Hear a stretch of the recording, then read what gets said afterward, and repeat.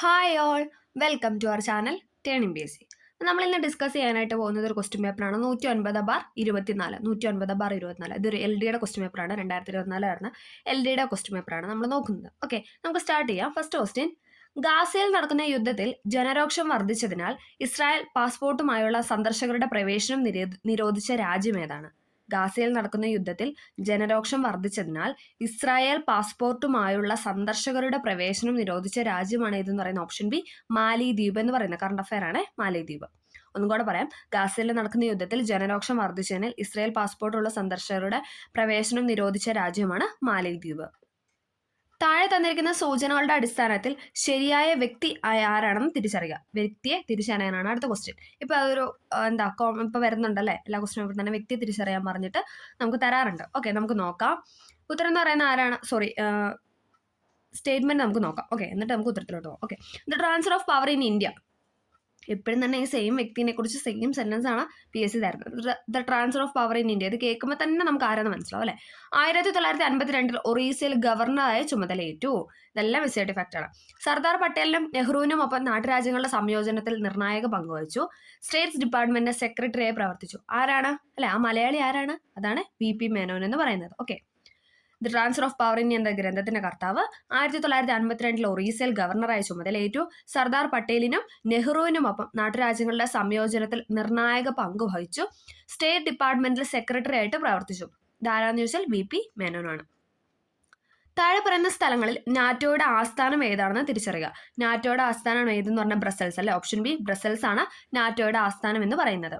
അടുത്തത്: താഴെ കൊടുത്തിരിക്കുന്ന പ്രസ്താവനയിൽ ശരിയായവ തിരഞ്ഞെടുക്കുക. ശരിയായതാണ് ഇവിടെ ചോദിച്ചിട്ടുള്ളത്. ഏതാണ് ഇവിടെ ശരിയായിട്ട് കൊടുത്തിട്ടുള്ളത്? ഓപ്ഷൻ സി ആണ്. 2ഉം 4ഉം ആണ് ഇവിടെ ശരിയായിട്ട് കൊടുത്തിട്ടുള്ളത്. ആത്മവിദ്യാസംഘം എപ്പോഴും ചോദിക്കുന്നതാണല്ലേ. വാഗ്ബടാനന്ദൻ. യോഗക്ഷേമ സഭ VT ഭട്ടതിരിപ്പാട് അല്ലെ. ഇതൊക്കെ നമുക്ക് അറിയാവുന്ന കാര്യമാണ്. ആത്മവിദ്യാസംഘം വാഗ്ബടാനന്ദൻ, യോഗക്ഷേമ സഭ VT ഭട്ടതിരിപ്പാട്. അടുത്തത്: ഇന്ത്യക്ക് സ്വാതന്ത്ര്യം നൽകുന്നതുമായി ബന്ധപ്പെട്ട മൗണ്ട് ബാറ്റൻ പദ്ധതിയിൽ ഉൾപ്പെടാത്ത പ്രസ്താവന ഏതെന്ന് തിരഞ്ഞെടുക്കാനാണ് പറഞ്ഞത്. ഉൾപ്പെടാത്ത പ്രസ്താവനയാണ് അവിടെ ചോദിച്ചിട്ടുള്ളത്. ഓക്കെ, ഉൾപ്പെടാത്ത പ്രസ്താവന ഏതാണ്? ഓപ്ഷൻ A ആണ്. ഒന്ന് മാത്രമാണ് ഇവിടെ ഉൾപ്പെടാത്തുള്ളൂ. അപ്പം നമുക്ക് ബാക്കി നോക്കാം. ബംഗാളിലെയും പഞ്ചാബിലെയും ഹിന്ദു മുസ്ലിം സംസ്ഥാനങ്ങളുടെ അതിർത്തി നിർണ്ണയിക്കുന്നതിന് ഒരു അതിർത്തി നിർണ്ണയ കമ്മീഷനെ നിയമിക്കുന്നതാണ്. ബംഗാളിലെയും പഞ്ചാബിലെയും ഹിന്ദു മുസ്ലിം സംസ്ഥാനങ്ങളുടെ അതിർത്തി നിർണ്ണയിക്കുന്നതിന് ഒരു അതിർത്തി നിർണ്ണയ കമ്മീഷനെ നിയമിക്കുന്നതാണ് അല്ലെ. മൗണ്ട് ബാറ്റൻ പദ്ധതിയിലെ കാര്യങ്ങളാണ് നമ്മൾ പറയുന്നത്. പഞ്ചാബും ബംഗാളും രണ്ടായി വിഭജിക്കുന്നതാണ്. ബംഗാളും രണ്ടായിട്ട് വിഭജിക്കുന്നതാണ്.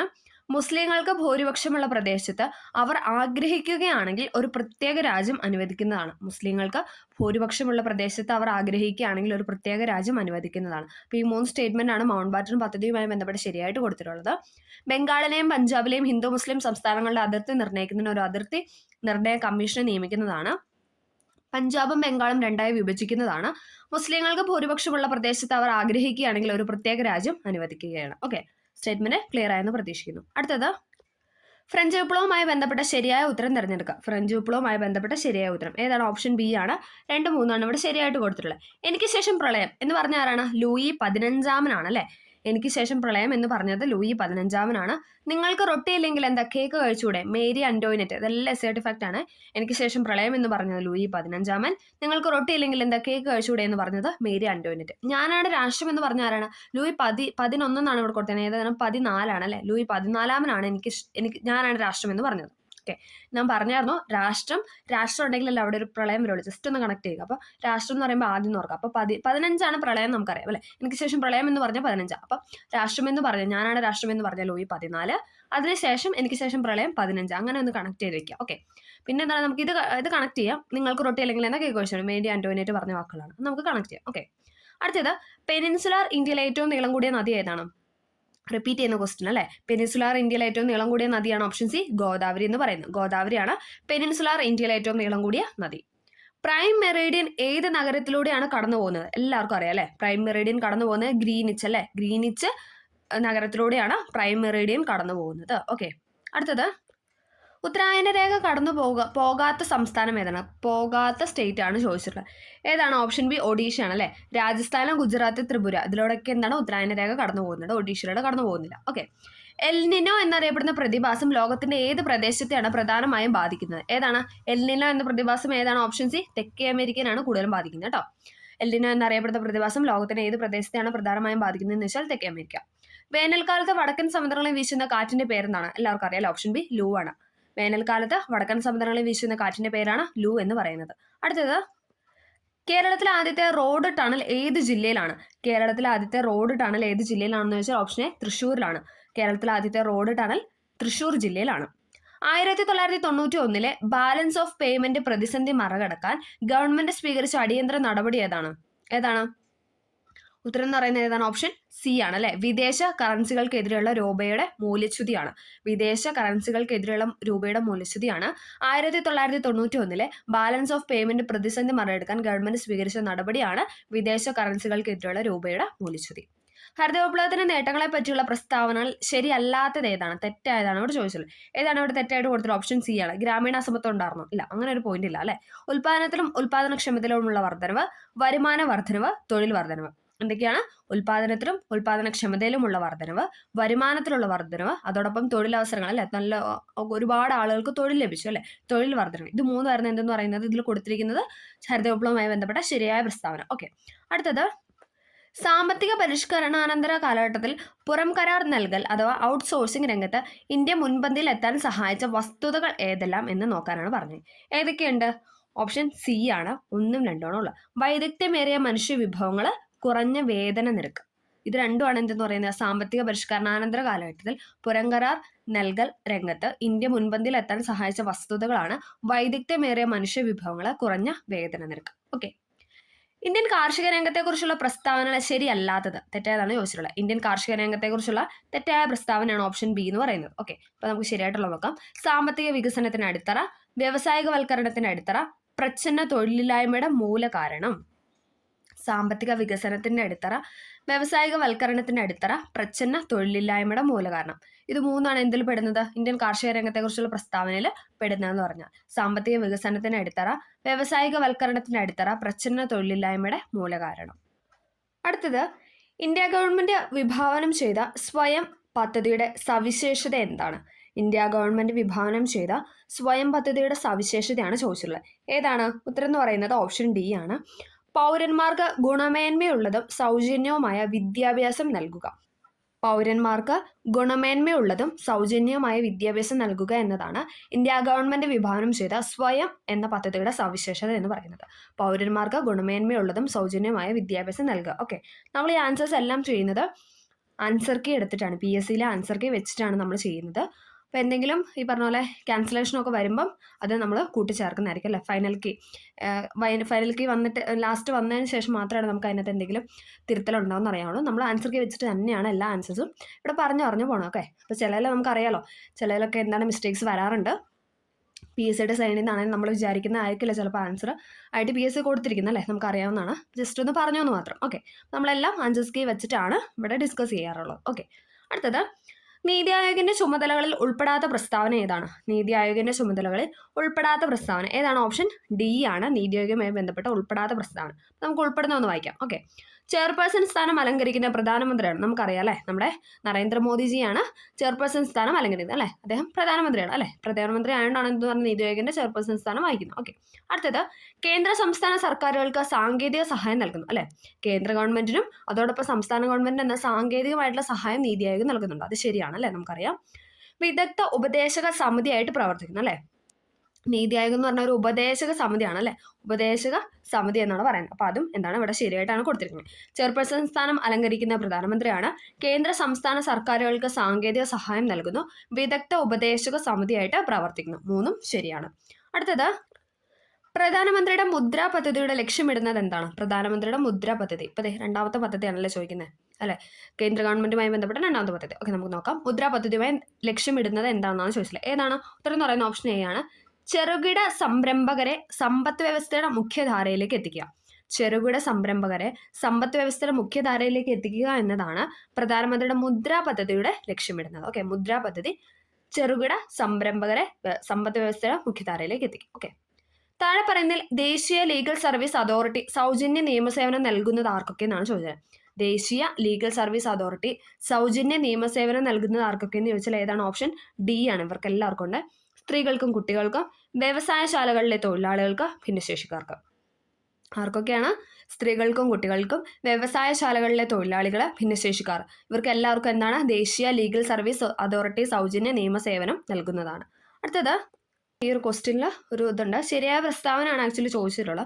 ഉത്തരമായിട്ട് PSC തന്നിട്ടുള്ളത് ഏതാണ്? ഓപ്ഷൻ എ ആണ്. 1ഉം 2ആണ്. പക്ഷേ 3A എന്നൊരു പാർട്ട് നമുക്കറിയാം അല്ലേ, നമ്മുടെ എന്താണ് ഭരണഘടനയിൽ ഇല്ല. 4A ആണ് ഉള്ളത്. അവർ ഉദ്ദേശിച്ച 4A ആയിരിക്കും. അപ്പോൾ നമുക്കത് ജസ്റ്റ് പിന്നെ നോക്കാം. ഓക്കെ, അതൊന്ന് വിട്ടു. അടുത്തതിലോട്ട് പോവാം. ഭരണഘടനാ നിർമ്മാണ സഭയുമായി ബന്ധപ്പെട്ട ശരിയായ പ്രസ്താവനയാണ് അടുത്ത ക്വസ്റ്റ്യൻ. ഭരണഘടനാ നിർമ്മാണ സഭയുമായി ബന്ധപ്പെട്ട ശരിയായ പ്രസ്താവന ഏതാണ്? ശരി എന്ന് പറയുന്ന ഓപ്ഷൻ എ ആണ്. 2ഉം 3ഉം ആണ്. ഓക്കെ, നെഹ്റു, പട്ടേൽ, അംബേദ്കർ തുടങ്ങിയവർ ഇതിന്റെ ചെയർമാൻമാരായിരുന്നു. ഭരണഘടനാ നിർമ്മാണ സഭയുടെ ചെയർമാൻമാരായിരുന്നു എന്ന് പറയുന്നത് ആരൊക്കെയാണ്? നെഹ്റു, പട്ടേൽ, അംബേദ്കർ. അസംബ്ലിയിലെ മീറ്റിങ്ങുകൾ പൊതുജനങ്ങൾക്ക് കാണാവുന്ന തരത്തിലായിരുന്നു. പൊതുജനങ്ങൾക്ക് കാണാവുന്ന തരത്തിലായിരുന്നു. ഓക്കെ, ഇത് രണ്ടുമാണ് ഇവിടെ ശരിയായിട്ട് കൊടുത്തിരിക്കുന്നത്. ഓക്കെ, നമുക്ക് അടുത്ത ക്വസ്റ്റ്യനിലോട്ട് പോവാം. ഇന്ത്യൻ ഭരണഘടന അമേരിക്കൻ ഭരണഘടനയിൽ നിന്നും കടമെടുത്ത ആശയങ്ങളിൽ ശരിയേത്? ഇന്ത്യൻ ഭരണഘടന അമേരിക്കൻ ഭരണഘടനയിൽ നിന്നും കടമെടുത്ത ആശയങ്ങളാണ് അടുത്ത ക്വസ്റ്റ്യൻ. ഏതാണ്? ഓപ്ഷൻ സി ആണ്. 2ഉം 3ഉം. മൗലിക അവകാശങ്ങളും നിഷ്പക്ഷമായ നീതിന്യായ വ്യവസ്ഥ. ഇത് രണ്ടും എവിടെ നിന്നാണ് നമ്മൾ എടുത്തിരിക്കുന്നത്? അമേരിക്കൻ ഭരണഘടന. നിർദ്ദേശകത്വങ്ങൾ എവിടെ നിന്നാണ്? അത് അയർലൻഡിൽ നിന്നാണല്ലേ. അയർലൻഡിൽ നിന്നാണ് നമ്മൾ നിർദ്ദേശകതത്വങ്ങൾ എടുത്തിട്ടുള്ളത്.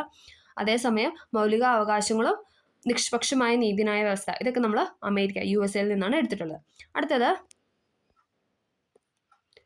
ഇന്ത്യൻ ഭരണഘടന ബ്രിട്ടീഷ് ഭരണഘടനയിൽ നിന്നും കടമെടുത്തിട്ടുള്ള ആശയങ്ങൾ ഏതൊക്കെ? ഇന്ത്യൻ ഇപ്പോഴത്തെ അമേരിക്ക ചോദിച്ചു, ഇനി ഇപ്പോൾ രണ്ടാമത് ചോദിക്കുന്നത് ഏതാണ്? ബ്രിട്ടീഷിൽ നിന്നാണ്. ഓക്കെ, ബ്രിട്ടനിൽ നിന്ന് കടം കൊടുത്തത് ഏതൊക്കെയാണ്? ഓപ്ഷൻ ബി ആണ്. 2ഉം 3ഉം ആണ്. കേവല ഭൂരിപക്ഷ സമ്പ്രദായം, നിയമനിർമ്മാണ പ്രക്രിയ. കേവല ഭൂരിപക്ഷ സമ്പ്രദായം, നിയമനിർമ്മാണ പ്രക്രിയ. ഇത് രണ്ടും നമ്മൾ എവിടെ നിന്നാണ് എടുത്തിട്ടുള്ളത്? ബ്രിട്ടീഷ് ഭരണഘടനയിൽ നിന്നാണ് എടുത്തിട്ടുള്ളത്. അടുത്തത് ഭരണഘടനയിലെ 19ാം വകുപ്പ് പ്രകാരം ശരിയായ പ്രസ്താവന. ഭരണഘടനയിലെ 19ാം വകുപ്പ് പ്രകാരം ശരിയായ പ്രസ്താവനയാണ് ചോദിച്ചിട്ടുള്ളത്. ഏതാണ്? ഓപ്ഷൻ ബി ആണല്ലേ. 1ഉം 3ഉം ആണ് ഇവിടെ ശരിയായിട്ട് കൊടുത്തിട്ടുള്ളത്. 1ഉം 3ഉം. സഞ്ചാര സ്വാതന്ത്ര്യം, സംഘടന രൂപീകരിക്കാനുള്ള സ്വാതന്ത്ര്യം അല്ലെ. വിദ്യാഭ്യാസത്തിനുള്ള സ്വാതന്ത്ര്യം 19-ലാണോ നൽകിയിട്ടുള്ളത്? തെറ്റാണ് അല്ലെ. സഞ്ചാര സ്വാതന്ത്ര്യം, സംഘടന രൂപീകരിക്കുന്നതിനുള്ള സ്വാതന്ത്ര്യം, ഇത് രണ്ടുമാണ് എന്താണ് ആർട്ടിക്കിൾ 19-നകത്ത് പെടുന്നത്. അടുത്തത് ദേശീയ മനുഷ്യാവകാശ കമ്മീഷനുമായി ബന്ധപ്പെട്ട ശരിയായ പ്രസ്താവന. ദേശീയ മനുഷ്യാവകാശ കമ്മീഷനുമായിട്ട് ശരിയായ പ്രസ്താവന ഏതാണ്? ഇവിടെ ശരിയായിട്ട് കൊടുത്തുള്ള ഓപ്ഷൻ ഡി ആണ്. 1ഉം 2ഉം. കമ്മീഷനിൽ 5 അംഗങ്ങൾ അല്ലേ. 5 അംഗങ്ങളാണ് ഉള്ളത്. ഇനി ചെയർപേഴ്സൺ ഉൾപ്പെടെ ആണെങ്കിൽ ചെയർമാൻ ഉൾപ്പെടെ എന്ന് പറയുന്നത് 6 പേരാണ് കേട്ടോ. ഓക്കെ, അടുത്തത് സുപ്രീം കോടതിയിലെ മുൻ ജഡ്ജി ഒരംഗമാണ് അല്ലേ. സുപ്രീം കോടതിയിലെ മുൻ ജഡ്ജി എന്ന് പറയുന്നത് ഒരംഗമാണ്. അത് ശരിയാണ്. ഓക്കെ, അത് രണ്ടുമാണ് ഇവിടെ ശരിയായിട്ട് കൊടുത്തിട്ടുള്ളത്. അടുത്ത ക്വസ്റ്റ്യൻ കേവല ഭൂരിപക്ഷ സമ്പ്രദായവുമായി ബന്ധപ്പെട്ട ശരിയായ പ്രസ്താവന. കേവല ഭൂരിപക്ഷ സമ്പ്രദായവുമായി ബന്ധപ്പെട്ട ശരിയായ പ്രസ്താവന ഏതാണ്? ശരി 1ഉം 3ഉം ആണ്. ഓപ്ഷൻ എ 1ഉം 3ഉം ആണ് ഇവിടെ ശരി. ഈ സമ്പ്രദായത്തിൽ, അതായത് കേവല ഭൂരിപക്ഷ സമ്പ്രദായത്തിൽ ഒരു പാർട്ടിക്ക് പാർലമെന്റിൽ കൂടുതൽ സീറ്റുകളും എന്നാൽ കുറച്ച് വോട്ടുകളും ലഭിക്കാം എന്നാണ് പറയുന്നത്. നമ്മൾ ഇതൊക്കെ ഡീറ്റെയിൽ ആയിട്ട് ആ ചാപ്റ്ററിൽ പഠിച്ചാണല്ലേ. അതായത് 9th-ലെയും 10th-ലെയും കോൺസ്റ്റിറ്റ്യൂഷൻ്റെ ക്ലാസ്സിൽ കോൺസ്റ്റിറ്റ്യൂഷൻ ചാപ്റ്ററിനകത്ത് ഇത് വ്യക്തമായിട്ട് പറയുന്നുണ്ട് അല്ലേ. കേവല ഭൂരിപക്ഷവും പ്രാതിനിധ്യ ഭൂരിപക്ഷവും ഒക്കെ പറയുന്നുണ്ട്. അതിൽ കേവല ഭൂരിപക്ഷത്തിനെ കുറിച്ചാണ് ഈ ക്വസ്റ്റ്യൻ എന്ന് പറയുന്നത്. ഈ സമ്പ്രദായത്തിൽ എന്താണ്? ഒരു പാർട്ടിക്ക് പാർലമെന്റിൽ കൂടുതൽ സീറ്റുകളും എന്നാൽ കുറച്ച് വോട്ടുകളും ലഭിക്കാമെന്നാണ് പറയുന്നത്. അത് ശരിയാണ്. കേവല ഭൂരിപക്ഷ സമ്പ്രദായത്തിന് ഉദാഹരണം എന്ന് പറയുന്നത് ബ്രിട്ടനും ഇന്ത്യയാണ്. അതും നമ്മുടെ SRT തന്നിട്ടുണ്ട് അല്ലേ. ഇന്ത്യയും ബ്രിട്ടനും കേവല ഭൂരിപക്ഷ സമ്പ്രദായത്തിന് എക്സാമ്പിളാണ്. ഈ സമ്പ്രദായത്തിൽ ഒരു പാർട്ടിക്ക് പാർലമെന്റിൽ കൂടുതൽ സീറ്റുകളും എന്നാൽ കുറച്ച് വോട്ടുകളും ലഭിക്കാമെന്നാണ് പറയുന്നത്. അത് രണ്ടും ശരിയാണ്. അടുത്തത് തെരഞ്ഞെടുപ്പ് കമ്മീഷനുമായി ബന്ധപ്പെട്ട ശരിയായ പ്രസ്താവന. അത് അടുത്തൊരു സ്റ്റേറ്റ്മെന്റ് ആണ്. തെരഞ്ഞെടുപ്പ് കമ്മീഷനുമായി ബന്ധപ്പെട്ട ശരിയായത് ഏതാണ്? ഇവിടെ ശരിയായിട്ട് കൊടുത്തിട്ടുള്ള എല്ലാം ശരിയാണല്ലേ. ഓപ്ഷൻ ഡി ആണ്. ഇന്ത്യൻ തെരഞ്ഞെടുപ്പ് കമ്മീഷൻ അധ്യക്ഷൻ മുഖ്യ തെരഞ്ഞെടുപ്പ് കമ്മീഷണറാണ്. ശരിയാണല്ലേ.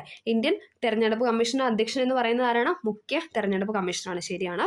മുഖ്യ തെരഞ്ഞെടുപ്പ് കമ്മീഷണർക്കും മറ്റു അംഗങ്ങൾക്കും തുല്യ അധികാരങ്ങളാണുള്ളത് അല്ലേ. അവർക്ക് എന്താണ്? തുല്യ അധികാരങ്ങളാണ്. അതായത് കമ്മീഷണർക്കും അതോടൊപ്പം അവിടെയുള്ള അംഗങ്ങൾക്കും തുല്യ അധികാരമാണുള്ളത്. അത് ശരിയാണ്.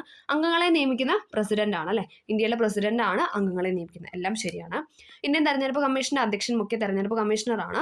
മുഖ്യ തെരഞ്ഞെടുപ്പ് കമ്മീഷണർക്കും മറ്റു അംഗങ്ങൾക്കും തുല്യ അധികാരങ്ങളാണുള്ളത്. അംഗങ്ങളെ നിയമിക്കുന്ന ഇന്ത്യൻ പ്രസിഡന്റ് ആണ്. ഓക്കെ, അടുത്തത് ഉപരാഷ്ട്രപതിയുമായി ബന്ധപ്പെട്ട് താഴെ പറയുന്ന പ്രസ്താവനയിൽ ശരിയായത്. ഉപരാഷ്ട്രപതിയാണ് ചോദിച്ചിട്ടുള്ളത്. ഏതാണ് ഇവിടെ ശരിയായിട്ട് കൊടുത്തുള്ള ഓപ്ഷൻ ഡി ആണ്. 1ഉം 2ഉം. ഉപരാഷ്ട്രപതി 5 വർഷത്തേക്കാണ് തിരഞ്ഞെടുക്കുന്നത് അല്ലേ. നമ്മൾ 5 വർഷത്തേക്കാണ് എന്തെന്ന് പറയുന്നത് ഉപരാഷ്ട്രപതിയെ തിരഞ്ഞെടുക്കുന്നത്. ഉപരാഷ്ട്രപതി രാജ്യസഭയുടെ അധ്യക്ഷനാണ് അല്ലേ. രാജ്യസഭയുടെ അധ്യക്ഷനാണ് ആരെന്ന് പറയുന്നത്? ഉപരാഷ്ട്രപതി എന്ന് പറയുന്നത്. ഓക്കെ, അത് രണ്ടുമാണ് ഇവിടെ ശരിയായിട്ട് കൊടുത്തിട്ടുള്ളത്. അടുത്തത് ഭരണഘടനയിലെ 73ാം ഭേദഗതിയുമായി ബന്ധപ്പെട്ട ശരിയായ പ്രസ്താവന. 73ാം പദ്ധതിയുമായി ബന്ധപ്പെട്ട ശരിയായതാണ് ചോദിച്ചിട്ടുള്ളത്. ഏതൊക്കെയാണ് ഇവിടെ ശരിയായിട്ട് കൊടുത്തിട്ടുള്ളത്? ഓപ്ഷൻ സി ആണ്. 1ഉം 3ഉം ആണ് ഇവിടെ ശരിയായിട്ട് കൊടുത്തിട്ടുള്ളത്. പഞ്ചായത്ത് രാജ് സമ്പ്രദായത്തെക്കുറിച്ച് പ്രതിപാദിക്കുന്നു. ശരിയാണല്ലേ. 73 എന്ന് പറയുമ്പോൾ എന്താണ്? പഞ്ചായത്ത് രാജ്. 74 എന്താണ്? അത് മുനിസിപ്പാലിറ്റി ആണല്ലേ. ഓക്കെ. പഞ്ചായത്ത് രാജ് സമ്പ്രദായത്തിനെ കുറിച്ച് പ്രതിപാദിക്കുന്നു. ത്രിതല ഭരണ സംവിധാനം പ്രദാനം ചെയ്യുന്നു അല്ലേ. എന്താണ്? ഗ്രാമപഞ്ചായത്ത്, ബ്ലോക്ക് പഞ്ചായത്ത്, അതോടൊപ്പം ജില്ലാ പഞ്ചായത്ത് അല്ലേ. ത്രിതല ഭരണ സംവിധാനം പ്രദാനം ചെയ്തു. അത് രണ്ടും ഇവിടെ ശരിയായിട്ടാണ് കൊടുത്തിട്ടുള്ളത്. അടുത്തത് എൻഫോഴ്സ്മെന്റ് ഡയറക്ടറുമായി ബന്ധപ്പെട്ട ശരിയായ പ്രസ്താവന. എൻഫോഴ്സ്മെന്റ് ഡയറക്ടറുമായി ബന്ധപ്പെട്ട ശരിയായതാണ് ചോദിച്ചിട്ടുള്ളത്. ഏതാണ് ഇവിടെ ശരി? ഓൾ ഓഫ് ദ എബവ് എല്ലാം ശരിയാണ്. സാമ്പത്തിക കുറ്റകൃത്യ രഹസ്യാന്വേഷണവുമായി ബന്ധപ്പെട്ട് രൂപീകരിക്കപ്പെട്ടതാണ് എൻഫോഴ്സ്മെന്റ് ഡയറക്ടർ. ഓക്കെ. സാമ്പത്തിക കുറ്റകൃത്യ രഹസ്യാന്വേഷണവുമായി ബന്ധപ്പെട്ട് രൂപീകരിക്കപ്പെട്ടതാണ് എൻഫോഴ്സ്മെന്റ് ഡയറക്ടർ. ധനകാര്യ മന്ത്രാലയത്തിലെ റവന്യൂ വകുപ്പിന്റെ ഭാഗമായിട്ടാണ് പ്രവർത്തിക്കുന്നത്. ധനകാര്യ മന്ത്രാലയത്തിലെ റവന്യൂ വകുപ്പിന്റെ ഭാഗമായിട്ടാണ് എൻഫോഴ്സ്മെന്റ് ഡയറക്ടർ പ്രവർത്തിക്കുന്നത്. രാഹുൽ നവീൻ ആണ് ഇപ്പോഴത്തെ പ്രത്യേക ഡയറക്ടറുടെ പ്രധാന ചുമതല വഹിക്കുന്നത്. ഓക്കെ. രാഹുൽ നവീൻ ആണ് ഇപ്പോഴത്തെ പ്രത്യേക ഡയറക്ടറുടെ ചുമതല വഹിക്കുന്നത്. ഓക്കെ. ഇത് മൂന്നും ഇവിടെ ശരിയാണെന്നാണ് പറയുന്നത്. ഓക്കെ. ഈ നിലവിലുള്ള അപ്പോയിൻറ്റ്മെന്റ് എപ്പോഴും നമ്മൾ ഇങ്ങനെ നോക്കിക്കൊണ്ടിരിക്കണം. കാരണം ആളുകൾ ചിലപ്പോൾ അല്ലേ ഇന്നുള്ളവരായിരിക്കില്ല ചിലപ്പോൾ നാളെ. അപ്പം നമ്മൾ കറണ്ട് അഫെയറിൻ്റെ കാര്യത്തിൽ എപ്പോഴും ആ ഒരു ശ്രദ്ധ കാണിക്കണം. ഓക്കെ. അങ്ങനെ അപ്പോൾ പഠിച്ചു പോകാനായിട്ട് ശ്രമിക്കുക. ഓക്കെ. നമ്മളും ഇടയ്ക്കിടയ്ക്ക് കറണ്ട് അഫെയർസ് ഇടുന്നതാണ് അല്ലേ. എല്ലാ ദിവസവും പറ്റത്തില്ല. പക്ഷേ എന്നാലും മാക്സിമം ഇനി എന്താണ് എല്ലാ ആഴ്ചയിലും അല്ലെങ്കിൽ 2 ആഴ്ച കൂടുമ്പോൾ ഒക്കെ അത്യാവശ്യം പോയിന്റ്സ് പറഞ്ഞ് കറണ്ട് അഫെയർസ് ആഡ് ചെയ്യാനായിട്ട് ശ്രമിക്കാം. ഓക്കെ. അപ്പോൾ നമുക്കൊന്നും കൂടെ പറയാം. എൻഫോഴ്സ്മെന്റ് ഡയറക്ടറെ കുറിച്ചാണ് നമ്മൾ പറഞ്ഞത്. സാമ്പത്തിക കുറ്റകൃത്യ രഹസ്യാന്വേഷണവുമായി ബന്ധപ്പെട്ട് രൂപീകരിക്കപ്പെട്ടതാണ്. ധനകാര്യ മന്ത്രാലയത്തിലെ റവന്യൂ വകുപ്പിന്റെ ഭാഗമായിട്ടാണ് പ്രവർത്തിക്കുന്നത്. രാഹുൽ നവീൻ ആണ് ഇപ്പോഴത്തെ പ്രത്യേക ഡയറക്ടറുടെ ചുമതല വഹിക്കുന്നത്. അടുത്ത ക്വസ്റ്റ്യനിലോട്ട് പോകാം. താഴെ പറയുന്ന പ്രസ്താവനയിൽ ശരി ഏതെന്നാണ് ചോദിക്കുന്നത്. ശരിയായ പ്രസ്താവനയാണ് ചോദിക്കുന്നത്. ഏതാണ്? ഓപ്ഷൻ ഡി ആണ്. 1ഉം 2ഉം ആണ് ശരി. മുഖ്യമന്ത്രിയെ നിയമിക്കുന്ന സംസ്ഥാനത്തെ ഗവർണറാണ്. ശരിയാണല്ലേ. ഗവർണറാണ് മുഖ്യമന്ത്രിയെ നിയമിക്കുന്നത്. മന്ത്രിസഭയെ ഗവർണർ മുഖ്യമന്ത്രിയുടെ ഉപദേശപ്രകാരമാണ് നിയമിക്കുന്നത് അല്ലേ. ഗവർണറാണ് മന്ത്രിസഭയെ നിയമിക്കുന്നത്. പക്ഷെ മുഖ്യമന്ത്രി പറയുന്ന, അതായത് അദ്ദേഹം പറയുന്ന ഇതിലോട്ടാണ് എന്തെന്ന് പറയുന്നത് ഗവർണർ നിയമിക്കുന്നത്. രണ്ടും ശരിയാണ്. ഓക്കെ. അതേപോലെ തന്നെയാണ് ഇതെന്ന് പറയുന്നത് നമ്മുടെ കേന്ദ്ര ഗവൺമെന്റിന്റെയും കാര്യം പറയുന്നത്. പ്രധാനമന്ത്രിയെ നിയമിക്കുന്ന ഗവർണർ അല്ല, സോറി, പ്രസിഡന്റ് ആണ്. അതേപോലെ തന്നെ പ്രധാനമന്ത്രി പറഞ്ഞ ഇത് വെച്ചിട്ടാണ് എന്തെന്ന് പറഞ്ഞാൽ അവിടുത്തെ മന്ത്രിസഭേനെയും പ്രസിഡന്റ് നിയമിക്കുന്നത്. ഓക്കെ. അത് സ്റ്റേറ്റും സെൻട്രലും തമ്മിൽ ആ ഒരു കണക്ഷൻ രണ്ടും നമുക്ക് ഒരേപോലെ പഠിച്ചു വയ്ക്കാൻ പറ്റും. അവിടെയാണെങ്കിൽ പ്രസിഡന്റ്, സെൻട്രലാണ് പ്രസിഡന്റ്. ഇനി അതേസമയം സംസ്ഥാനത്ത് സ്റ്റേറ്റിലോട്ട് വരുമ്പോൾ എന്താണ് ഗവർണറാണ്. ഓക്കെ. അടുത്തത് ചുവടെ ചേർക്കുന്ന പ്രസ്താവനയിൽ ശരി എന്നാണ് ചോദിക്കുന്നത്. ചുവടെ ചേർക്കുന്ന പ്രസ്താവനയിൽ ശരിയായതാണ് അടുത്ത ക്വസ്റ്റ്യൻ. എല്ലാം സ്റ്റേറ്റ്മെന്റ് ആണ് അല്ലേ. ഓക്കെ. നമുക്ക് നോക്കാം. 1ഉം 3ഉം. ഓപ്ഷൻ എ ആണ് ശരി. കേന്ദ്ര മന്ത്രിസഭയുടെ ഉപദേശപ്രകാരം രാഷ്ട്രപതിയാണ് ഗവർണറെ നിയമിക്കുന്നത്. കേന്ദ്ര മന്ത്രിസഭയുടെ ഉപദേശപ്രകാരം രാഷ്ട്രപതിയാണ് ആരെ നിയമിക്കുന്നത്? ഗവർണർ അല്ലേ. ഗവർണറിനേക്കാൾ മുന്നിൽ രാഷ്ട്രപതി. അപ്പം നമ്മൾ അങ്ങനെ കണക്ട് ചെയ്താൽ മതി. രാഷ്ട്രപതിയാണ് ഗവർണറെ നിയമിക്കുന്നത്. ഓക്കെ. സംസ്ഥാന ഭരണനിർവഹണ വിഭാഗത്തിന്റെ തലവനാണ് ഗവർണർ. ആരാണ്? സംസ്ഥാന ഭരണനിർവഹണ വിഭാഗത്തിന്റെ തലവനാണ് ഗവർണർ എന്ന് പറയുന്നത്. കേന്ദ്ര മന്ത്രിസഭയുടെ ഉപദേശപ്രകാരം രാഷ്ട്രപതിയാണ് ഗവർണറെ നിയമിക്കുന്നത്. അടുത്തത് താഴെ പറയുന്നവയിൽ മനുഷ്യദഹന വ്യവസ്ഥയുടെ പ്രവർത്തനം അല്ലാത്തത്. ഇന്ന് നമ്മൾ കുറച്ച് ബയോളജിയിലോട്ട് പോവാണ്. താഴെ പറയുന്നതിൽ മനുഷ്യദഹന വ്യവസ്ഥയുടെ പ്രവർത്തനം അല്ലാത്തതാണ് ചോദിക്കുന്നത്. ഏതാണ്? ഓപ്ഷൻ സി ആണ് മനുഷ്യദഹനവുമായി ബന്ധപ്പെട്ട. നമുക്ക് ബാക്കി നോക്കാം. ഭക്ഷണത്തെ ചെറിയ തന്മാത്രകളാക്കി മാറ്റുക. ശരിയാണല്ലേ. ദഹന സമയത്താണ് എന്തെന്ന് പറഞ്ഞാൽ ഭക്ഷണത്തെ ചെറിയ തന്മാത്രകളാക്കി മാറ്റുക. പോഷകങ്ങൾ രക്തചംക്രമണത്തിലേക്ക് ആഗിരണം ചെയ്യുക. പോഷകങ്ങളൊക്കെ എന്താണ്? രക്തചംക്രമണത്തിലേക്ക് ആഗിരണം ചെയ്യുക. ശരിയാണ്. ശരീരത്തിൽ നിന്ന് മാലിന്യങ്ങൾ നീക്കം ചെയ്യുക അല്ലെ, പുറന്തള്ളപ്പെടുക. ശരീരത്തിൽ നിന്നും മാലിന്യങ്ങൾ നീക്കം ചെയ്യുക. ഇത് മൂന്നും എന്താണ്? മനുഷ്യദഹന വ്യവസ്ഥയുടെ പ്രവർത്തനങ്ങളാണ്. ഭക്ഷണത്തെ ചെറിയ തന്മാത്രകളാക്കി മാറ്റുക, പോഷകങ്ങൾ രക്തചംക്രമണത്തിലേക്ക് ആഗിരണം ചെയ്യുക, ശരീരത്തിൽ നിന്ന് മാലിന്യങ്ങൾ നീക്കം ചെയ്യുക. അടുത്തത് താഴെ പറയുന്നതിൽ കാൽസ്യത്തിന്റെ അഭാവം മൂലം ഉണ്ടാകുന്ന രോഗം ഏതാണ്? കാൽസ്യത്തിന്റെ അഭാവം മൂലം ഉണ്ടാകുന്ന രോഗമാണ് ഓസ്റ്റിയോപൊറോസിസ്. ഓപ്ഷൻ എ ഓസ്റ്റിയോപൊറോസിസ് ആണ് കാൽസ്യത്തിന്റെ അഭാവം മൂലം ഉണ്ടാകുന്ന രോഗം എന്ന് പറയുന്നത്. ഓസ്റ്റിയോപൊറോസിസ്. ഓക്കെ. അടുത്തത് ഭൂമിയുടെ ശ്വാസകോശം എന്നറിയപ്പെടുന്നത് ഏതാണ്? എല്ലാവർക്കും അറിയാം. മഴക്കാട് ആണ് അല്ലേ. ഭൂമിയുടെ ശ്വാസകോശം എന്നറിയപ്പെടുന്നത് മഴക്കാടുകളാണ്. ഏത് തരം കൊഴുപ്പിനെയാണ് ആരോഗ്യകരമായ കൊഴുപ്പായി കണക്കാക്കുന്നത്? ഏത് തരം കൊഴുപ്പിനെയാണ് ആരോഗ്യകരമായ കൊഴുപ്പായിട്ട് കണക്കാക്കുന്നത്? ഏതാണ്? ഓപ്ഷൻ സി അപൂരിത കൊഴുപ്പാണ് കേട്ടോ. അപൂരിത കൊഴുപ്പ്. ജനിതക എഡിറ്റിംഗ് സാങ്കേതികതയായ CRISPR ക്രിപ്സർ കാസ്9 ഏത് മേഖലയിലാണ് വലിയ പ്രതീക്ഷ നൽകുന്നതെന്ന് ചോദിച്ചാൽ ഏതാണ്? ഓപ്ഷൻ ബി ക്യാൻസർ ചികിത്സയിലാണ്. ജനിതക എഡിറ്റിംഗ് സാങ്കേതികതയായ CRISPR കാസ്9 ഏത് മേഖലയിലാണ് വലിയ പ്രതീക്ഷ നൽകുന്നതെന്ന് ചോദിച്ചാൽ ക്യാൻസർ ചികിത്സയിലാണ്. അടുത്തത് മനുഷ്യ ശരീരത്തിലെ ഏറ്റവും വലിയ ധമനി ഏതാണ്? മനുഷ്യ ശരീരത്തിലെ ഏറ്റവും വലിയ ധമനിയാണ് ഏതെന്ന് പറഞ്ഞാൽ ഓപ്ഷൻ സി അയോർട്ട അല്ലേ. മനുഷ്യ ശരീരത്തിലെ ഏറ്റവും വലിയ ധമനിയാണ് അയോർട്ട. ഡെങ്കിപ്പനി പരത്തുന്ന ഏത് തരം കൊതുകുകളാണ്? ഡെങ്കിപ്പനി പരത്തുന്ന ഈഡിസ് ഈജിപ്തി കൊതുകുകളാണ് അല്ലേ? ഡെങ്കിപ്പനി പരത്തുന്നത് ഈഡിസ് ഈജിപ്തി കൊതുകുകളാണ്. ലോകാരോഗ്യ സംഘടനയുടെ ആസ്ഥാനം എവിടെയാണ്? ഓപ്ഷൻ ഡി സ്വിറ്റ്സർലൻഡ് അല്ലേ? ലോകാരോഗ്യ സംഘടന അല്ലെങ്കിൽ WHO വേൾഡ് ഹെൽത്ത് ഓർഗനൈസേഷന്റെ ആസ്ഥാനം ചോദിച്ചാൽ എവിടെയാണ്? സ്വിറ്റ്സർലൻഡിലാണ്. അടുത്തത്, ഗുരുത്വാകർഷണം മൂലമുള്ള ത്വരണം ജിയെ സംബന്ധിച്ച് താഴെ പറയുന്ന പ്രസ്താവന ശരിയല്ല. ജിയുമായി ബന്ധപ്പെട്ട ശരിയായ പ്രസ്താവനയാണ് ചോദിക്കുന്നത്. ഏതാണ് ഇവിടെ ശരിയായിട്ട് കൊടുത്തുള്ള ഓപ്ഷൻ? സി ആണ്, 1 ഉം 3. ധ്രുവപ്രദേശങ്ങളിൽ ജിക്ക് പരമാവധി മൂല്യമുണ്ട് അല്ലെ? പോൾസിലോട്ട് വരുമ്പോൾ എന്താണ്? ഭൂമധ്യരേഖയിൽ നിന്നും കൂടുതൽ വരും അല്ലെ? പോൾസിലോട്ട് വരുമ്പോഴത്തേക്കും ജിയുടെ മൂല്യം കൂടി വരും. ഭൂകേന്ദ്രത്തിലെ ജിയുടെ വില 0 ആയിരിക്കും. അതായത് ഭൂമിയുടെ സെൻട്രൽ, ഭൂമിയുടെ കേന്ദ്രത്തിൽ ജിയുടെ വാല്യൂ എന്ന് പറയുന്നത് 0 ആയിരിക്കും. അത് രണ്ടും ശരിയാണ് അല്ലേ? ഓക്കെ. H ഉയരത്തിൽ നിന്നും താഴേക്ക് പതിക്കുന്ന ഒരു വസ്തു പകുതി ദൂരം h/2 സഞ്ചരിച്ചു കഴിയുമ്പോൾ അതിന്റെ സ്ഥിതികോർജവും ഗതികോർജവും തമ്മിലുള്ള അനുപാതം എത്രയാണെന്നാണ് ചോദിക്കുന്നത്. ഏതാണ്? ഓപ്ഷൻ ഡി 1:1 ആണ്. ഓക്കെ, ഒരേപോലെ പകുതി ദൂരം സഞ്ചരിച്ചു. ആ പകുതി ദൂരം എന്താണ്? അത് സ്ഥിതികോർജത്തിൽ നിന്ന് ഗതികോർജത്തിലോട്ട് മാറി. അപ്പോൾ 1:1 എന്ന അനുപാതത്തിലേക്ക് എത്തും. ഓക്കെ, H ഉയരത്തിൽ നിന്നും താഴേക്ക് പതിക്കുന്ന ഒരു വസ്തു പകുതി ദൂരം h/2 സഞ്ചരിച്ചു കഴിയുമ്പോൾ അതിന്റെ സ്ഥിതികോർജവും ഗതികോർജവും തമ്മിലുള്ള അനുപാതമാണ്. പകുതി വന്നു കഴിയുമ്പോഴാണ് ചോദിക്കുന്നത്. അപ്പോൾ എത്രയാണ്? 1:1 ആണ്. താഴെ പറയുന്ന മാധ്യമങ്ങളെ അവയിലൂടെയുള്ള ശബ്ദ തരംഗങ്ങളുടെ പ്രവേഗത്തിന്റെ അടിസ്ഥാനത്തിൽ ആരോഹണക്രമത്തിൽ എഴുതാനാണ് പറഞ്ഞിട്ടുള്ളത്. ഓപ്ഷൻ എ ആണ്, വായു, ശുദ്ധജലം, സമുദ്രജലം. ഓക്കെ, അങ്ങനെയാണ് നമ്മുടെ SCERT അതേപോലെ ടെക്സ്റ്റിൽ കൊടുത്തിട്ടുള്ളതാണ്. വായു, ശുദ്ധജലം, സമുദ്രജലം എന്നാണ് അതിന്റെ ക്രമം എന്ന് പറയുന്നത്. ഇന്ത്യയുടെ സൗരമിഷനായ ആദിത്യ L1 ഭൂമിയിൽ നിന്നുള്ള അകലം ഭൂമിയും സൂര്യനും തമ്മിലുള്ള അകലത്തിന് എത്ര ശതമാനമാണ്? എത്രയാണ്? 1% അല്ലേ? ഇന്ത്യയുടെ സൗരമിഷനാണ് ആദ്യം എന്ന് പറഞ്ഞാൽ ആദിത്യ L1 അല്ലേ? 2021 സെപ്റ്റംബർ 2 വിക്ഷേപിച്ച ആദിത്യ L1 കാര്യമാണ് പറയുന്നത്. ഭൂമിയിൽ നിന്നുള്ള അകലം ഏതാണ്? ഭൂമിയും സൂര്യനും തമ്മിലുള്ള അകലത്തിന്റെ എത്ര ശതമാനമാണെന്ന് ചോദിച്ചാൽ 1%.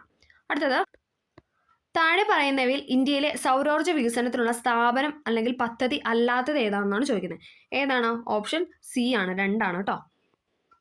NSM ഉണ്ട്, NIC ഉണ്ട്. NSM ഉം NIC. അടുത്തത്, താഴെ പറയുന്നതിൽ ഏത് സംയുക്തത്തിന്റെ നിർമ്മാണത്തിനാണ് സ്പോഞ്ചി അയൺ ഉൽപ്രേരകമായി ഉപയോഗിക്കുന്നത്? സ്പോഞ്ചി അയൺ ഉൽപ്രേരകമായി ഉപയോഗിക്കുന്നത് ഏതാണെന്ന് ചോദിച്ചാൽ ഏതാണ്? ഓപ്ഷൻ സി അമോണിയ ആണ് അല്ലേ? സെറ്റിഫാക്റ്റ് ആണ്. സ്പോഞ്ചി അയൺ ഉൽപ്രേരകമായി ഉപയോഗിക്കുന്നത് ഏത് സംയുക്തത്തിന്റെ നിർമ്മാണത്തിലാണെന്ന് ചോദിച്ചാൽ അമോണിയയുടേതാണ്. അടുത്തത്, കലാമിൻ എന്നത് ഏത് ലോഹത്തിന്റെ അയിനാണ്? എപ്പോഴും ചോദിക്കുന്നതാണല്ലേ. കലാമിൻ എന്നത് സിങ്കിന്റെ അല്ലെ? സിങ്കിലിട്ട് നമ്മൾ കലം കഴിക്കുന്നതോ അങ്ങനെ എന്തെങ്കിലും ഒന്ന് ജസ്റ്റ് ഒന്ന് കണക്ട് ചെയ്യുക അല്ലെ? നമ്മൾ കിച്ചണിലെ സിങ്കിലിട്ടല്ലേ നമ്മൾ കലമൊക്കെ കഴിയുന്നത്. അപ്പോൾ അത് ജസ്റ്റ് സിങ്ക്, കലാമിൻ. ഓക്കെ. അടുത്തത്, താഴെ പറയുന്നതിൽ തെറ്റായ പ്രസ്താവന ഏതെന്ന് തിരഞ്ഞെടുക്കാം. ഏതാണ് തെറ്റായിട്ട് കൊടുത്തിട്ടുള്ളത്? ഓപ്ഷൻ സി ആണ് തെറ്റായിട്ട് കൊടുത്തിട്ടുള്ളത്. ന്യൂട്രോൺ ഇല്ലാത്ത മൂലകമാണ് ഹൈഡ്രജൻ. ന്യൂട്രോൺ ഇല്ലാത്ത മൂലകമാണ് ഹൈഡ്രജൻ, ശരിയാണ്. ഇലക്ട്രോ നെഗറ്റിവിറ്റി ഏറ്റവും കൂടുതലുള്ള മൂലകം ഫ്ലൂറിനാണ്. എപ്പോഴും ചോദിക്കുന്ന ഒരു ക്വസ്റ്റൻ ആണ്. ഇലക്ട്രോ നെഗറ്റിവിറ്റി ഏറ്റവും കൂടുതലുള്ള മൂലകമാണ് ഫ്ലൂറിൻ, ശരിയാണ്. ഡ്രൈസെൽ ഇലക്ട്രോഡായി ഉപയോഗിക്കുന്ന മൂലകമാണ് സിങ്ക്. ഡ്രൈസെല്ലിൽ ഇലക്ട്രോഡായിട്ട് യൂസ് ചെയ്യുന്നതാണ് സിങ്ക് എന്ന് പറയുന്നത്. 3 ശരിയാണ്. ന്യൂട്രോൺ ഇല്ലാത്ത മൂലകമാണ് ഹൈഡ്രജൻ. ഇലക്ട്രോ നെഗറ്റിവിറ്റി ഏറ്റവും കൂടുതലുള്ള മൂലകമാണ് ഫ്ലൂറിൻ. ഡ്രൈസെല്ല് ഇലക്ട്രോഡായി ഉപയോഗിക്കുന്ന മൂലകമാണ് സിങ്ക് എന്ന് പറയുന്നത്. ഓക്കെ. ഇന്ത്യയിലെ ആദ്യത്തെ ബ്രെയിൻ ഹെൽത്ത് ക്ലിനിക് ആരംഭിച്ച സ്ഥലം ഏതാണ്? ഇന്ത്യയിലെ ആദ്യത്തെ ബ്രെയിൻ ഹെൽത്ത് ക്ലിനിക് ആരംഭിച്ച സ്ഥലമാണ് ഇതെന്ന് പറഞ്ഞ ഓപ്ഷൻ ബി ബാംഗ്ലൂർ. ഇന്ത്യയിലെ ആദ്യത്തെ ബ്രെയിൻ ഹെൽത്ത് ക്ലിനിക് ആരംഭിച്ച സ്ഥലമാണ് ബാംഗ്ലൂർ. താഴെ പറയുന്നതിൽ ഏതാണ് ആ ചന്ദ്രൻ 3 മിഷൻ റോവർ? ഏതാണ് റോവർ എന്ന് പറയുന്ന? ഓപ്ഷൻ ഡി ആണ് അല്ലേ? പ്രഗ്യാനാണ് റോവർ. വിക്രം എന്ന് പറഞ്ഞാൽ എന്താണ്? വിക്രം എന്ന് പറഞ്ഞാൽ ലാൻഡർ ആണ്. വിക്രം ലാൻഡർ ആണ്. പ്രഗ്യാനാണ് റോവർ. കൂത്തിന് ഉപയോഗിക്കുന്ന പ്രധാന വാദ്യം ഏതാണ്? കൂത്തിന് ഉപയോഗിക്കുന്ന പ്രധാന വാദ്യമാണ് ഓപ്ഷൻ ഡി മിഴാവ്. മിഴാവാണ് കൂത്തിന് ഉപയോഗിക്കുന്ന പ്രധാന വാദ്യം. 1923 രചിക്കപ്പെട്ട ഭൂതരായർ എന്ന നോവലിന്റെ കർത്താവാണ്. ഭൂതരായർ എന്ന നോവലിന്റെ കർത്താവാണ് ആരെന്ന് പറയുന്നത്? ഓപ്ഷൻ ബി രാമവർമ്മ അപ്പൻ തമ്പുരാൻ. രാമവർമ്മ അപ്പൻ തമ്പുരാനാണ് ഭൂതരായർ എന്ന നോവലിന്റെ കർത്താവ്. അടുത്തത്, വെട്ടത്ത് സമ്പ്രദായം ഏത് കലാരൂപവുമായി ബന്ധപ്പെട്ടതാണ്? വെട്ടത്ത് സമ്പ്രദായം ഏത് കലാരൂപവുമായി ബന്ധപ്പെട്ടാണെന്ന് ചോദിച്ചാൽ കഥകളിയുമായി ബന്ധപ്പെട്ടതാണ്. കഥകളിയുമായി ബന്ധപ്പെട്ടതാണ് വെട്ടത്ത് സമ്പ്രദായം. മഹാകവി പി കുഞ്ഞിരാമൻ നായരെ കുറിച്ച് മേഘരൂപൻ എന്ന കവിത എഴുതിയത് ആരാണ്? മഹാകവി പി കുഞ്ഞിരാമൻ നായരെ കുറിച്ച് മേഘരൂപൻ എന്ന കവിത എഴുതിയത് ആറ്റൂർ രവിവർമ്മയാണ്. ആറ്റൂർ രവിവർമ്മയാണ് മഹാകവി പി കുഞ്ഞിരാമൻ നായരെ കുറിച്ച് മേഘരൂപൻ എന്ന കവിത എഴുതിയത്. ഇപ്പൊ മേഘരൂപൻ എന്ന കവിത ആറ്റൂർ രവിവർമ്മയുടെ ആണ്. ആരെ കുറിച്ചാണെന്ന് വെച്ചാൽ പി കുഞ്ഞിരാമൻ നായർ. കേരളം ആദ്യമായി സന്തോഷ് ട്രോഫി ഫുട്ബോൾ കിരീടം നേടിയ വർഷം ഏതാണ്? Option B 1973. 1973 കേരളം ആദ്യമായി സന്തോഷ് ട്രോഫി ഫുട്ബോൾ കിരീടം നേടിയത്. 2023 അണ്ടർ 17 ഫിഫ ലോകകപ്പിന് ആതിഥേയത്വം വഹിച്ച രാജ്യം. 2023 അണ്ടർ 17 ഫിഫ ലോകകപ്പിന് ആതിഥേയത്വം വഹിച്ച രാജ്യമാണ് ഇന്തോനേഷ്യ. ഓപ്ഷൻ ബി ഇന്തോനേഷ്യയാണ് അണ്ടർ 17 ഫിഫ ലോകകപ്പിന് ആതിഥേയത്വം വഹിച്ച രാജ്യം എന്ന് പറയുന്നത്. അടുത്തത്, മലയാള വിഭാഗത്തിൽ കേന്ദ്ര സാഹിത്യ അക്കാദമിയുടെ 2023 ബാലസാഹിത്യ പുരസ്കാരം ലഭിച്ചത് ആർക്കാണ്? മലയാള വിഭാഗത്തിൽ കേന്ദ്ര സാഹിത്യ അക്കാദമിയുടെ 2023 ബാലസാഹിത്യ പുരസ്കാരം ലഭിച്ചത് ആർക്കാണ്? ഓപ്ഷൻ സി പ്രിയ എസിനാണ്. ഇമ്പോർട്ടൻ്റ് ആണ്. മലയാള വിഭാഗത്തിൽ കേന്ദ്ര സാഹിത്യ അക്കാദമിയുടെ 2023 ബാലസാഹിത്യ പുരസ്കാരം ലഭിച്ചത് പ്രിയ എസിനാണ്. അടുത്തത്, സെൻസിറ്റീവായ ബാങ്ക് ഓർ ഓൺലൈൻ പേയ്മെന്റ് വിവരങ്ങൾ ആവശ്യപ്പെട്ട ഏതെങ്കിലും അജ്ഞാത വ്യക്തി അല്ലെങ്കിൽ സ്ഥാപനം വിശ്വസനീയവും ആകർഷകവുമായ രീതിയിൽ നിങ്ങൾക്ക് മെയിൽ അയക്കുമ്പോൾ ഇത് ഡാഷ് ആണ്. ആ മെയിലിനെ പറയുന്ന പേരാണ്. അയക്കുന്ന ആ ഒരു ഇതിനെ പറയുന്ന പേരാണ് എന്തെന്ന് പറയുന്നത്? ഓപ്ഷൻ സി ഫിഷിംഗ് എന്ന് പറയുന്നത്. സെൻസിറ്റീവായ ബാങ്ക് അല്ലെങ്കിൽ ഓൺലൈൻ പേയ്മെന്റ് വിവരങ്ങൾ ആവശ്യപ്പെട്ട് ഏതെങ്കിലും അജ്ഞാത വ്യക്തി അല്ലെങ്കിൽ സ്ഥാപനം വിശ്വസനീയവും ആകർഷകവുമായ രീതിയിൽ എന്താണ് നമുക്ക് മെയിലൊക്കെ അയച്ചു കഴിഞ്ഞാൽ അതിനെ നമ്മൾ ഫിഷിംഗ് എന്നാണ് പറയുന്നത്. അടുത്തത്, പാക്കറ്റിൽ ഉൾപ്പെടുത്തിയിരിക്കുന്ന വിവരങ്ങൾ പ്രോസസ്സ് ചെയ്തുകൊണ്ട് ഇനി പറയുന്ന ഉപകരണങ്ങളിൽ ഏതാണ് നെറ്റ്വർക്ക് ഇടയിൽ പാക്കറ്റുകൾ ഫോർവേഡ് ചെയ്യുന്നത്? അതായത് പാക്കറ്റിൽ ഉൾപ്പെടുത്തിയിരിക്കുന്ന ഡേറ്റ അല്ലെങ്കിൽ വിവരങ്ങൾ അത് പ്രോസസ്സ് ചെയ്തുകൊണ്ട് തന്നെ ആ പാക്കറ്റ് നെറ്റ്വർക്ക് ഇടയിൽ ഫോർവേഡ് ചെയ്യുന്ന ആരാണെന്ന് ചോദിക്കുന്നത്. ആരാണ്? ഓപ്ഷൻ ഡി റൂട്ടറാണ് കേട്ടോ. പാക്കറ്റ് ഫോർവേഡ് ചെയ്യുന്നത്, നെറ്റ്വർക്കുമായിട്ട് ഫോർവേഡ് ചെയ്യുന്നത് റൂട്ടറാണ്. ഡാഷ് ഒരു നിർദ്ദിഷ്ട പ്രശ്നം പരിഹരിക്കുന്നതിനോ അല്ലെങ്കിൽ ഒരു നിർദ്ദിഷ്ട ജോലി ചെയ്യുന്നതിനോ രൂപകൽപ്പന ചെയ്തിട്ടുള്ളതാണ്. ഏതാണ്? എ ആണല്ലേ, ആപ്ലിക്കേഷൻ സോഫ്റ്റ്വെയർ ആണ്. ആപ്ലിക്കേഷൻ സോഫ്റ്റ്വെയർ ഒരു നിർദ്ദിഷ്ട പ്രശ്നം പരിഹരിക്കുന്നതിനോ അല്ലെങ്കിൽ എന്താണ് ഒരു നിർദ്ദിഷ്ട ജോലി ചെയ്യുന്നതിനോ വേണ്ടിയിട്ട് രൂപകൽപ്പന ചെയ്തിട്ടുള്ളതാണ് ആപ്ലിക്കേഷൻ സോഫ്റ്റ്വെയർ എന്ന് പറയുന്നത്. ഡാം എന്നത് ഒരു ഡാഷ് ആണ്. എന്താണ്? മാൽവെയർ ആണ്. ഡാം എന്ന് പറയുന്നത് ഒരു മാൽവെയർ ആണ്. ഓക്കെ. അടുത്തത്, യഥാർത്ഥ ലോകത്ത് വെർച്വൽ ഒബ്ജക്റ്റുകൾ ഓവർലോഡ് ചെയ്യാൻ അനുവദിക്കുന്ന സാങ്കേതിക വിദ്യയുടെ പേര്.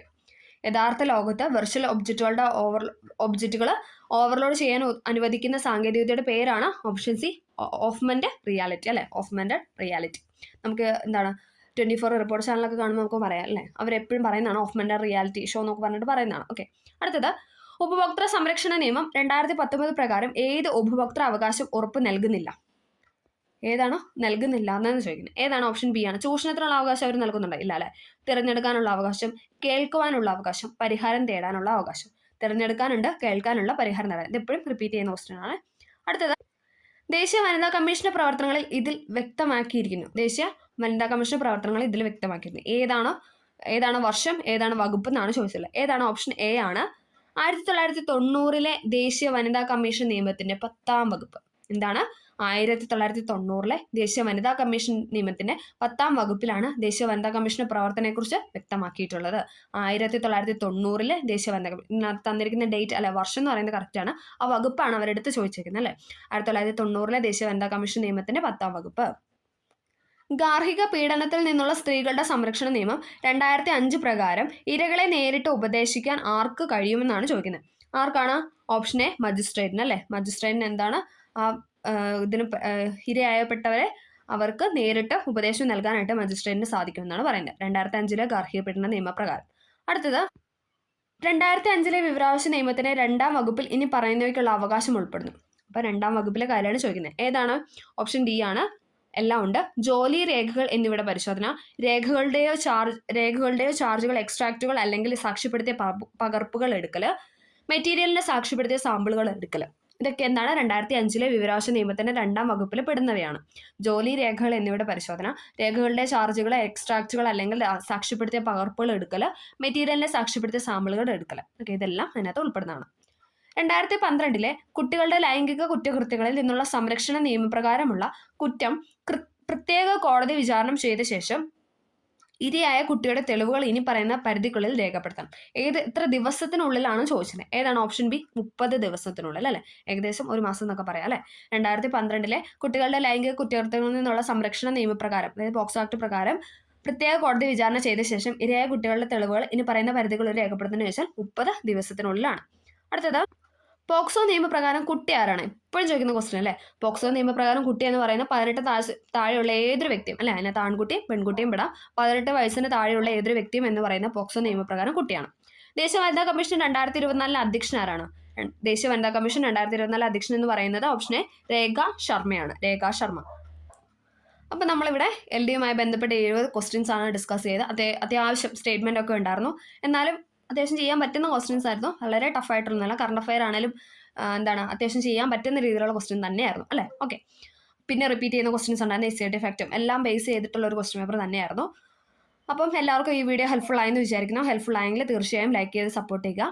എന്തെങ്കിലും ഡൗട്ടോ കാര്യങ്ങളോ ഉണ്ടെങ്കിൽ കമൻ്റ് ആയിട്ട് രേഖപ്പെടുത്തുക. ഓക്കെ, അപ്പോൾ താങ്ക് യു.